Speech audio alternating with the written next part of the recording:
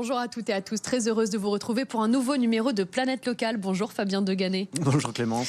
Vous êtes le créateur du trail original de Porquerolles le 1er octobre. Tous, rendez-vous avec nos baskets pour courir 25 km sur la magnifique île justement de Porquerolles. Attention, la course, elle se fait en binôme. C'est un peu la sélection la plus importante finalement pour cette course. Comment on fait pour choisir son ou sa partenaire ? L'idée, effectivement, c'est le top. Triathlon trail original de Porquerolles. On a créé cette course sur la base du binôme. Oui. Mais plus que simplement le relais, comme ça existe, nous, c'est vraiment l'idée, c'est de faire ça à deux. Il faut franchir la ligne d'arrivée ensemble. La franchir, s'inscrire ensemble, oui. S'entraîner, bien sûr. Courir ensemble, il n'y a pas d'idée de relais où quand l'autre est épuisé, on prend la place d'eux. Non, là c'est vraiment l'idée. Nous, on est dans cette notion du partage. J'ai moi-même été sportif, je suis sportif, j'adore le sport, mais c'est vrai que de par la mise en place de cette course à deux, j'ai trouvé qu'il y avait des émotions qui se dégageaient, qui étaient extraordinairement plus fortes que quand on fait la course tout seul, où on est très content de soi-même, mais ça reste quand même autour de soi.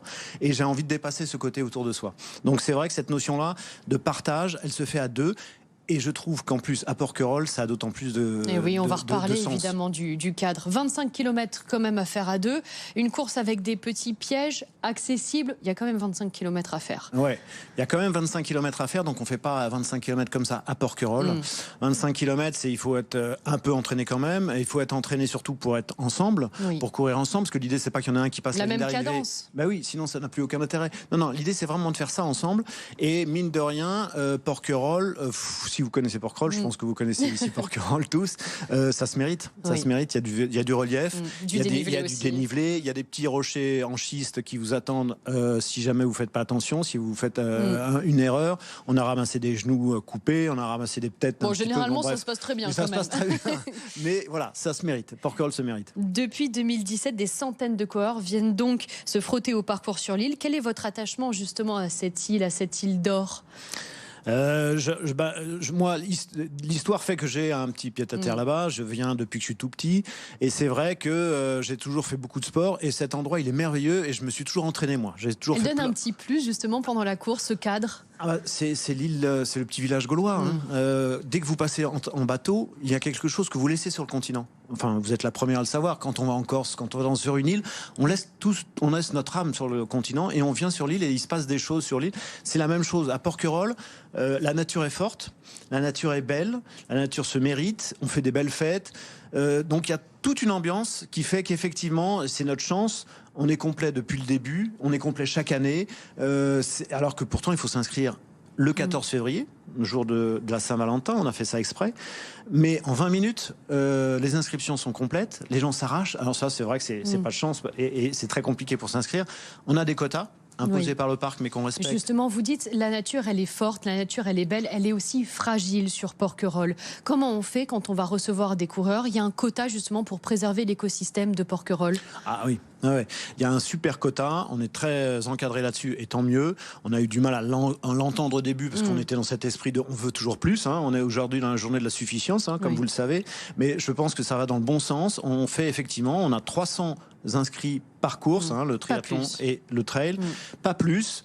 Et finalement, ça donne un côté rare. Ce qui est rare fait que il faut le mériter. Et je trouve que finalement, c'est une contrainte qui nous paraît aujourd'hui intéressante et qui nous permet de faire très attention à la nature. Et on est d'autant plus en phase là-dessus et on fait très attention à elle. À noter aussi qu'une partie des recettes des inscriptions sont reversées à One Person for the Planet. Est-ce que vous connaissez déjà la somme qui va être reversée et puis pourquoi aussi ce collectif ?